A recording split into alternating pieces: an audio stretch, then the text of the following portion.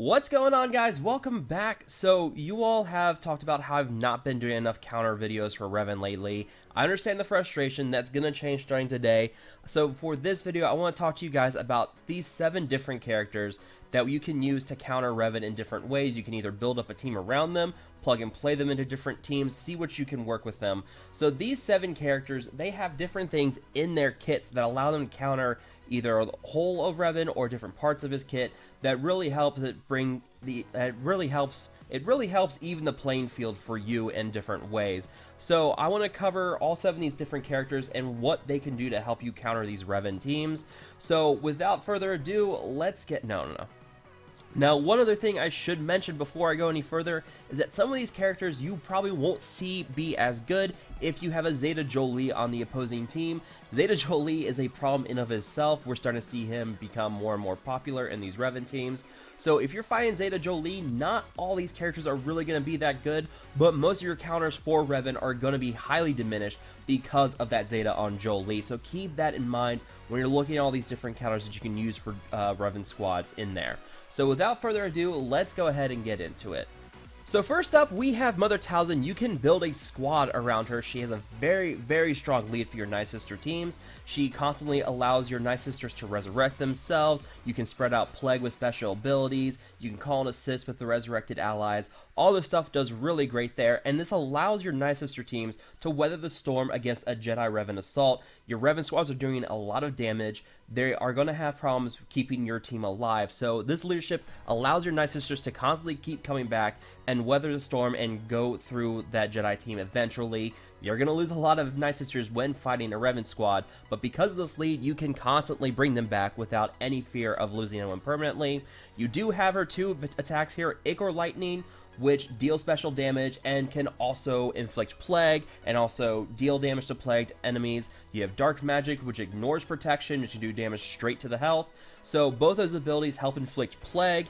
They can ignore health, they can ignore protection with that. You're going to be constantly regenerating protection with a Revan squad anyways. So the plague here, plus the ability to ignore protection and constantly spread out plague with this Talzin lead, it's a great way to counter your Revan squads. Next up, we have Emperor Palpatine, and Palpatine has always been a thorn in the side of Jedis, especially after his rework. With his rework, Crackling Doom, this one has actually forced me to stop using Ezra in my arena team because it double dips the damage against Ezra. Ezra's taking 40% damage because he's both a Jedi and a Rebel. So he is constantly taking that 40% damage whenever he's taking a turn. It has forced me to take Ezra out, throw in Hermit Yoda or someone else. So for myself personally, Palpatine has already been a counter to the Revan teams that I'm currently running. So the Crackling Doom with the constant health drain on your characters whenever they move. Grandmaster Yoda moves a ton, so he's going to be taking a lot of damage for this. You can combine this with a Traya lead so that if your Jedi are debuffed and they take Crackling Doom damage, they're then going to heal the enemy Traya squad. So there is some great synergy there with a Traya team. You can not really use him in a lead. His lead's not that strong against Revan, but Palpatine is a great counter to your Jedi teams because of that Crackling Doom ability. Really makes him strong, and also since we're seeing a lot of CLS teams rise up to help counter these Revan squads, you can also use Emperor Palpatine as a lead to help counter those Rebel squads as well. So if you do have Palpatine, if you do have the Zeta on Crackling Doom, that also really helps, but you don't really need to worry about his leadership. You just need to make sure he's in the squad somewhere to help get that stacking Crackling Doom damage against the Jedi squad that you're facing. Next up, we have Imperial Probe Droid, and this one is a little interesting. You guys are probably wondering what's the deal here with Imperial Probe Droid. We've actually seen him before to help counter meta teams. If you'll remember back with the Jedi Training Rey meta, he's actually able to be a great counter to them because of this Zeta here, Imperial Logistics. And with this, whenever he is active, target-locked enemies can't gain buffs. They won't be able to get the Foresight, the Tenacity up from Grandmaster Yoda, Bastila can't buff. It is a great way to counter those Revan squads. So if you do have Imperial Probe Droid and you do for some reason have the Zeta on him, a great way to counter those Revan squads because they can't gain those buffs and you can quickly pick them off. You can ignore the whole Tenacity up problem, you can ignore the buffs from Bastila. You pretty much shut down the whole one of the bigger strengths of a Jedi squad overall. Now next up we have a sort of a 2-for-1 deal here. Both Boba Fett and Jango Fett have great ways to help counter those Jedi Revan squads, and they especially have great ways to counter a Zeta Jolee on the enemy team. First up, with Boba Fett, you have his Execute, where if you kill an enemy with Execute, they can't be revived. This is huge because it means that your Zeta Jolee on the opposing team cannot revive those characters. So if you're fighting a team with Zeta Jolee and Bastila on there, oh, your Boba Fett is gonna have a field day with all that, with all those buffs going around, because it dispels all the buffs and debuffs, and it deals 30% more damage for each effect dispelled. So Bastila right away, she puts out, I believe, 4 or 5 different buffs. That's 150% bonus damage just with that. If you have Foresight and Tenacity up from Grandmaster Yoda, that's another 60%. You do also have some different bonuses with the protection up from the Bow Meditation from Yoda. You also have protection up from Jolee with his healing. So there is a potential to run almost 300% bonus damage on the Execute ability here. And since you mod him correctly and you go for crit chance and crit damage on Boba Fett, he will deal a lot of damage on this. He also inflicts heal and immunity, which is another great way to help counter those Revan squads. So Execute on its own, with the finishing blow, being able to prevent characters from being revived, great way to counter those Jolee squads. And in the same vein, you also have Jango Fett. Now, Jango Fett, you know, he's a little bit newer, not a lot of people have him right now, but if you do eventually get him up there, with this and his Zeta here, enemies defeated on his turn cannot be revived. You don't have to use Execute with Boba Fett, but you have to defeat him during Jango Fett's turn. Now, he has defense penetration, he has max health, and if you have debuffs on the enemy Jedi squad, he can double tap with his basic. He has Conflagration, which has stuff with burning debuffs. With the burning debuff and his lead, the enemy team cannot gain bonus turn meter. So Jango Fett has some synergy here that allows him to defeat those Revan squads, or at least partially counter them. Both he and Boba can prevent enemies from being revived, so they really easily counter the Jolee Zeta. So both these characters on their own, you will see some bounty hunter squads out there with an aura lead or some other leads that can really counter those Revan squads, because you have both Boba and Jango. Both of them are constantly preventing the revives from Jolee. So both those characters on their own, great additions here to help counter those Revan squads, especially that annoying Zeta Jolee. Now next up we have Chewbacca. I've talked about Chewbacca quite a bit before. I love Chewbacca. I've talked about how I use Chewbacca in Revan mirror matches. I've talked about how you can use him in a Rebel squad to help counter Revan.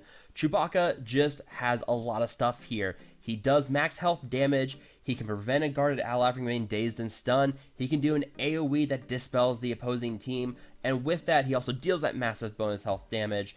And the Furious Bowcaster, you can reset the Pulverize for more dispels. You can stun with this. It can't be evaded, so you can go through the Foresight on Grandmaster Yoda. Really, everything here, plus the Tenacity down, he is made to help counter the meta that we have. He's a very strong anti-meta character. He can counter Traya, he can counter Revan, you can use him in your Rebel squads. Rebel squads are great again because of Chewbacca. So Chewbacca is one of those characters that you really, if you don't have him, it's unfortunate, because he's one of the stronger counters to Revan, because he just constantly counters everything that they do. So Chewbacca, if you have him, great character to work on. If you don't, start working on those bounty hunters, and coincidentally, 2 of them are Jango Fett and Boba Fett. So you can use both of those bounty hunters to help working on unlocking that Chewbacca with his legendary event, if that's something you want to do. So Chewbacca, great character to work on here. Now next up, we have Jedi Training Rey, and she is a very interesting character here. She has Mind Tricks, which allows her to dispel buffs on the opposing enemy with the unresistible turn meter, which is great, but the main star of her here is Defiant Slash, and with this, she can inflict a heal and immunity for 2 turns, which can't be copied, dispelled, or resisted. Now, this is something that we've been talking about quite a bit. We found it to be a very interesting counter here. With Savior, with Jedi Knight Revan, whenever a Jedi ally falls to 1% health, they are automatically healed to full with both bonus health and protection. They gain crit immunity, and they automatically gain 100% turn meter. Now the thing is, this is a healing effect, this 100% max health and protection. That is what's classified as a healing effect.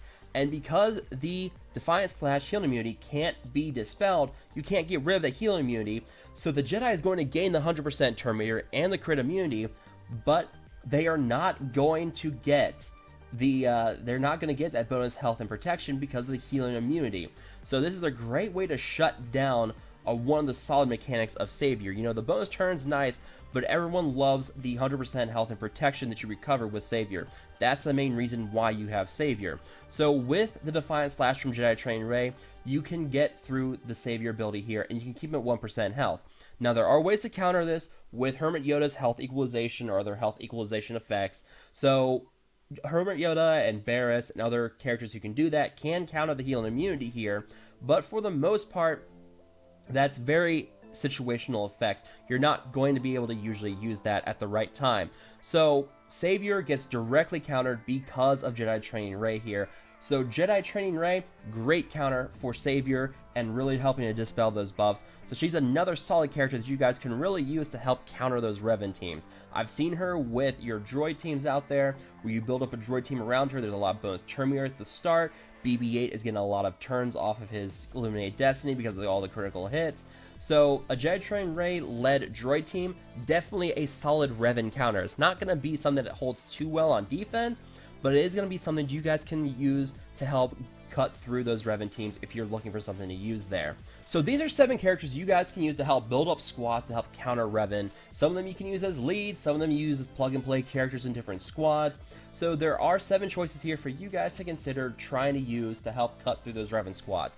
Not all of them are going to be ones that you can really hold well on defense, but that is part of being anti-meta. You can cut through teams on offense, but defense is a little bit trickier, and that's just something we have to deal with.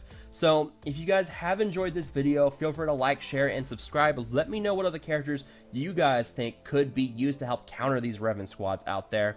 I hope you guys have enjoyed this video, and I will talk to you guys later.